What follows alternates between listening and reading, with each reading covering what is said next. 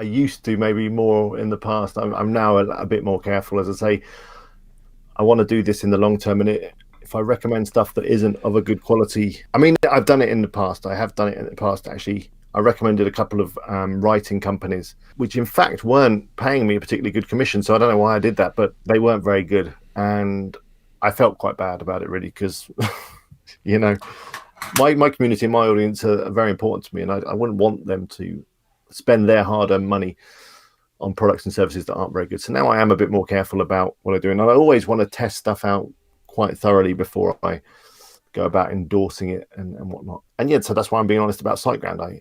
I think it's fine to change your mind as well. You know, I used to push HostGator quite a lot, and now I don't. And I'm very open about that. I wouldn't recommend HostGator anymore, even though I do still earn some commission from somehow. But yeah, and same with TSO Host and other companies. If they're no good anymore, then I'm just going to say it. And I think your integrity is probably more valuable than $1,000 or whatever here or there from other people, just so they can get on your channel and speak to your audience. Sure, but I'm charging more than that. Just one So, other point is the AdSense within YouTube. I get quite a few comments now from people saying there's too many ads in your videos. And to be fair, I don't add any ads. Google add the mid rolls automatically. I know I could probably change them if I could be bothered, but mhm.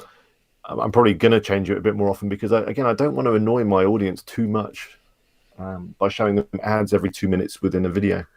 Right, right.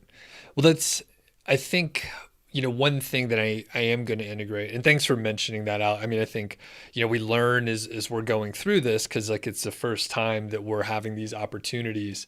So I am going to probably test some of these ads or working with these companies via the ads, but I'll always get sample work done so that I Mm. can say, all right, I'm getting this done. You can actually see the results. I'm going to make it sort of a public situation and they could take it or leave it. And I mean, luckily I don't have to run the ads, but I'm testing it out as another vehicle just because there's enough people paying attention where I have to explore these options or else I'll have no idea. But yeah, the Yeah. integrity, I mean, because we don't have to have the ads on there. So and interesting, like what percentage of your videos are running like AdSense and running ads out there? I monetize all of my ads. Sorry, all of my videos. Okay. I do monetize Okay. them all. I've just been aware that I've had a few comments recently saying, "God, there's too many ads." But then at the end of the day, on YouTube, you can skip the ads. I think a lot of people understand that in order for YouTube to be YouTube as it is now, and you get all these fantastic things for free, you get all this great content for free, you have to give up a little bit of your time for an ad.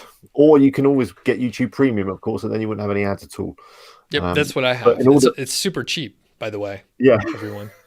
It's like yeah. So if you don't like the ads, $12. then just get YouTube Premium. But the content creators, they need to eat and feed their family as well, and that's through ads. And for example, on a platform like Twitch, you can't even skip the ads. You have to watch the ads, and most people are fine with that. And in fact, the thing I love about Twitch actually with their ads is they have a little message in the corner of the ad that says, "By watching this ad, you are supporting whoever's supporting Doug by watching this ad." And I think people then think, okay, what's the problem? I mean, because people send me super chats and things in my stream, so they're happy to support me by money. So if you don't have any money, then just 30 seconds of your time for an ad is enough to support me. Right. Very good. Well, and I've I sell a lot of my own products, so I've often for a long time I didn't monetize the channel at all for like 2 years, and then I think I haven't done in the numbers, but I would say it's probably like 20 to 30% of my videos are monetized. It could be a little bit off now that I'm running a lot more clips out there, but it is a way to help pay for a little bit of the work that has to be done and admin around the channel. So Yeah, I mean, it is work. That's the thing. A lot of it, creating videos is not easy. Um, well, it still doesn't come that easy to me. I still sometimes struggle to come up with ideas to motivate, and then you got the filming, and I know you outsource your editing. I'm still editing myself, so that takes time, and yeah, yeah. got to When get paid somewhere, otherwise everyone goes hungry. Yeah, and it's unsustainable if we can't make some money to do this stuff. So, Mm. all right. And we're not complaining, by the way, everyone. Like, we're so lucky to be able to do this. And Yeah, we are yeah. coming up on an hour. Alex, are you okay on time? You go for a few more I'm minutes, or do okay you for need a to bit. Yeah. jump? Okay. No, no, Just, we've got quite a lively chat going. oh, yeah. 57 people watching right now. Yeah, this is amazing. I need to have you on more often. This is about 3 times as many people as will normally. So let's blast through some questions here. We see lifestyle design says, how do you deal with ad blockers, UX perspective, and server side, client side, da da da da da. Any thoughts on that? I've never really thought about it. How do you feel with UX perspective of those sites that detect ad blockers server side and serve up effectively those ad walls blocking content? I've never thought about it. If people want to run an ad blocker, that's fine. I'm not going to restrict them from looking at my content just because they are running an ad. And the sites that I'm running ads on, they're affiliate sites as well. So, if they, I don't know if ad blockers block affiliate links as well. I mean, it's kind of a bigger question because there seems to be this move in terms of privacy. Apple are doing it with blocking the Facebook cookie and Facebook tracking. But the fact of the matter is that all of these services that we use all the time, Facebook and YouTube and the internet as a whole, Google, is all supported by ads. I'm afraid, none of us are paying to use Google or Facebook, and we're just paying with our eyeballs. And I guess I'm okay with that. I'm okay with that. I understand that ads are a part of the internet, and to show me targeted ads is fine because, hey, at the end of the day, I might actually be interested in what you're advertising and I might buy it. Very good. So Yeah. yeah, I don't know. But if people want to run ad blockers, they were never going to click on an ad anyway. So Yep. don't worry about it. I never even thought of it. So I would say don't worry about it unless, that's something that's important to you. And then Saeed asked this.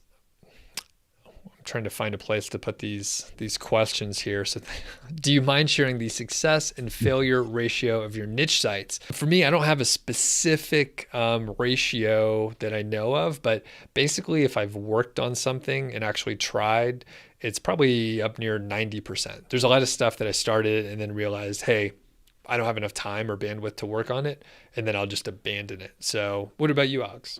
It's difficult to say because a bit like you, I haven't focused my energy equally across all the different sites. But from what I hear from other people, it can be 60-70% success rate maybe.